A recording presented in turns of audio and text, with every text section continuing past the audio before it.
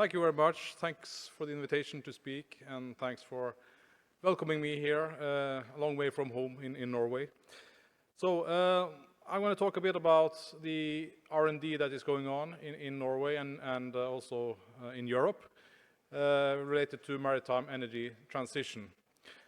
And I will show you also an example of an innovation project that is about to be finalized as we speak. First, a few words about SINTEF. SINTEF is one of the largest independent research organizations in Europe, based in Norway, but with employees and projects across Europe and the world. We are more than 2,000 researchers working in many different areas, following the Norwegian industries mainly. And in Norway, maritime industry is the second largest industry after the offshore oil and gas. So because of that, we have established a separate unit of SINTEF called SINTEF Ocean, which I represent, where we address these maritime industries such as shipping, offshore oil and gas, offshore wind power, fisheries, and also aquaculture. Then to the topic of the day, I'm here as the director of this newly established R&D center called MARTRANS, the Norwegian R&D Center for Maritime Energy Transition, which is a public-private partnership with more than 60 partners from Norway, from Europe, and also Korea. The funding is 50% from the Norwegian government and then 50% from the industry partners in the center. We have ambitions. We have 8 years of a program, and we have big ambitions in terms of cutting energy consumption, and that is our first research area that we established, working on solutions like just presented, sails, but also hull shapes, propulsion systems, and all other measures to cut energy usage. And we have slightly higher ambitions than the 20% just presented. We believe that in different segments of shipping, 30 to 50% of energy saving is possible. And I will get back to some of those measures that we believe in. Then the research area number 2 is about the onboard energy systems. So we need to have engines, we need to have fuel cells, we need to have technologies that can utilize green alternative fuels.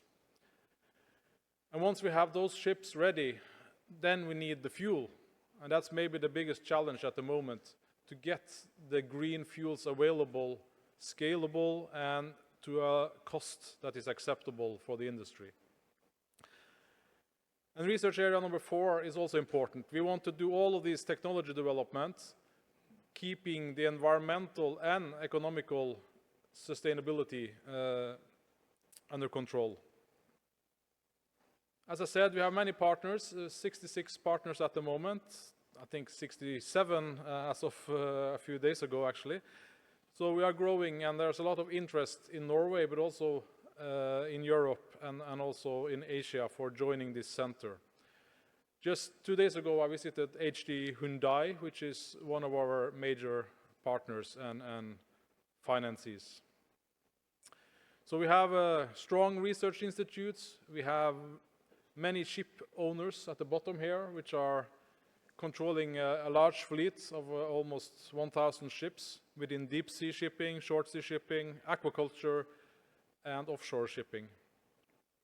We of course also have a lot of strong technology providers, both on board the ship and also in the port, where we need new infrastructure as well. A little more details about these research areas and some of the topics that we believe in and that we are doing research to develop further. So energy efficiency, we have divided this into 3 main topics. One is the hull and propulsion systems. Of course, that has been optimized for 100 years or 200 years already, but we see that there are still gains to be made when it comes to efficiency of the hull shapes, the propulsion systems, new type of propellers, new type of energy-saving devices. Then, something that's maybe not too much focused, in my opinion, yet, is the area number 2 on logistics and operations. We see too many ships today sailing ballasts or partially loaded, which is, of course, representing a huge potential for efficiency. Then the third, which has already been touched upon by the previous speaker, is about harvesting energy as you sail, either from the wind through sails, but we also see a huge power in the use of foils to generate thrust from the waves. And even solar power can be applicable for some type of ships. Then on board energy systems, we of course work on the energy conversion part with the motors, the engines, the fuel cells, and the power electronics, but also new type of energy storage, whether that be batteries, electric storage systems, thermal energy systems, and even the new type of fuel storage and distribution systems for, let's say, hydrogen, ammonia, and those type of fuels that are more complicated to handle on board. Finally, on this topic, we have integration and control, which is becoming more and more important as these systems become more and more complicated. So we need AI, we need digital solutions that really can optimize and control these energy systems to gain the efficiency that is possible. Port infrastructure is a really important topic as well, and probably where we are lagging behind the most, in my opinion. So we really need investments into charging, electrical infrastructure, shore power, and this goes not only for Norway, but for the whole global port community. We also see that there are issues with bunkering of this new fuel, especially ammonia and hydrogen is complex. It has a lot of safety issues. So you really need technology development in this area to get the costs down and the area usage in the ports down. Finally, we are also doing research on offshore energy hubs, as we see that in some cases, both doing charging of ships offshore, doing fueling of ships offshore is interesting in a logistical point of view. And then finally, we have these cross-cutting topics of the research area number 4, where we look into business models, contracts, and economics. We look into the total environmental assessment of different solutions, making sure that we are not creating new problems elsewhere in the value chain by taking a new technology or new fuel into use. We also look at this total system transition. We know that maritime is just one sector that needs the same renewable energy as all other sectors. So we really need to place the maritime sector into the total energy systems, both in Europe and globally. And finally, we are also doing a lot of activities in monitoring and impacting the development of policies and regulations, which I'm sad we failed to impact in the right way last week in London. Unfortunately, IMO decided to postpone their decisions, but we at least are very strong in our voice when it comes to creating stronger regulations for greening of shipping. To assist us in our research, we have world-class infrastructure for laboratories. We are operating and building at the moment the new Norwegian Ocean Technology Center, which will be a set of laboratories for doing model tests of ships and also energy system tests, so testing of engines and fuel cells and batteries and all this type of onboard equipment. So we're building a new ocean basin, which is 60 times 50 meters, up to 30 meters depth, huge construction. We are building a new towing tank, which is now called the Seakeeping and Maneuvering Basin, because now we have a 40-meter wide and 180-meter long towing tank, which gives us totally new opportunities. And we are actually finished with building this machine laboratory, where we can test all this type of onboard energy systems with all types of fuels, including methanol, ammonia, hydrogen, electricity and conventional fuels. So that is the large R&D program that will go for 8 years from now. That will, of course, not be the only project. That will spin off a lot of other more, let's say, specific projects for different stakeholders. But this will be the backbone of our research, and it will be a place for education, research, and innovation. We will, in each of these areas that I presented, we will educate master students, PhD students, and do joint research between industry and SINTEF. Then to an example of a project on the side of the main program, the C0 project, which has been called a flagship project for green shipping. It is about making the Hurtigruten cruise vessels zero emission by 2030. Hurtigruten is a well-known cruise operator in Norway, traveling from the south to the far north of Norway for 130 years.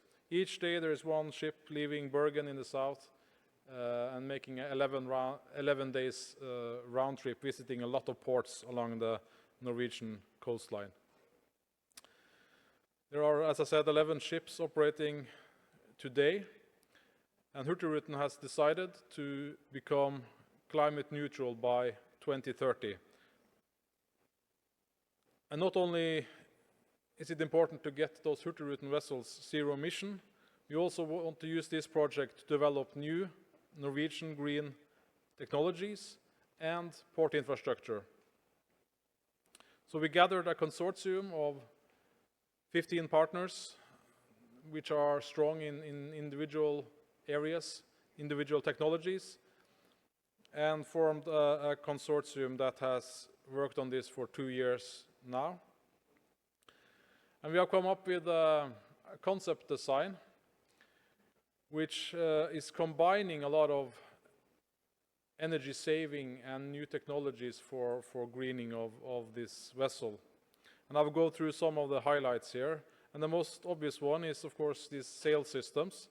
I don't think I need to explain more about the potential of sails after the previous speaker already gave us a lot of insight on that.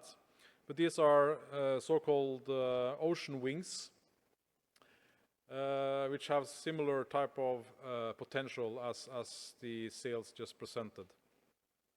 Of course, these also needs to be retractable or foldable because Hurtigruten is traveling under bridges.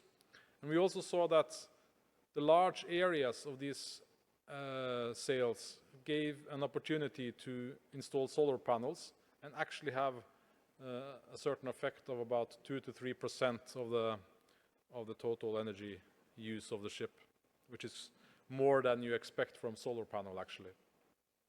Then we have a partner, Technotherm, that is working on the hotel of the ship. As in a cruise ship, 50% of the energy is used for the hotel. So having optimized heating, ventilation, and air conditioning is really key. So we have developed something called a smart cabin, where you can optimize the energy consumption of each individual cabin. On the propulsion side, we have looked into contra-rotating propellers, which for many years has been known as having a great potential for energy saving, around 10%. However, there's been very few installations of contra-rotating propellers due to their added complexity and cost. But with the increased fuel price that we expect, nowadays actually contra-rotating propellers is coming strongly back into the market. So we have made an optimized configuration for this specific vessel. And we had to optimize that in correlation with the air lubrication system that is also installed. Again, air lubrication is a well-known technology by itself, but we have looked into how to optimize the setup for such a system for the specific hull shape that we have designed. Also, you can see that there is a hull cleaning robot that is developed by Jotun and Kongsberg, which will also improve the energy saving when it comes to friction. So all this combined, we estimated early in the project that we could make an energy saving of 40 to 50%, which of course is very ambitious. So we had to dive into each of these factors and really understand by simulation and model testing whether this is realistic or not. So we made a huge model, 10-meter long model of the hull shape. We modeled the contra-rotating propeller system. We did all of the towing tank tests to really document the energy saving of the hull itself and the propulsion system. We even added the sails by doing simulation of the sail forces and impacting those forces onto a fixed rig on top of the ship model, which is called a hybrid test solution. And then we took the model into our ocean basin and also checked and documented the maneuverability and seakeeping performance of the concept. And all of these tests, and we did more, we did also individual tests of each of the technologies. We actually found that these numbers are realistic. And at least the 40% is realistic, and even we believe we can stretch it up to the 50% that we are aiming for.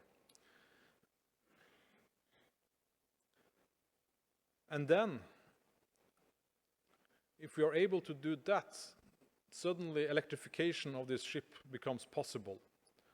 Of course, batteries are big and heavy, but because we have reduced the energy consumption that much, and Hurtigruten is sailing relatively short legs between these ports that I showed earlier, actually these ports, we are actually able to operate on a fully electric mode, at least except for days of storms and hurricanes. But on a normal weather situation, we are able to operate fully electric. And that is with a 70 megawatt hour battery, which would look like this. So this is in real size.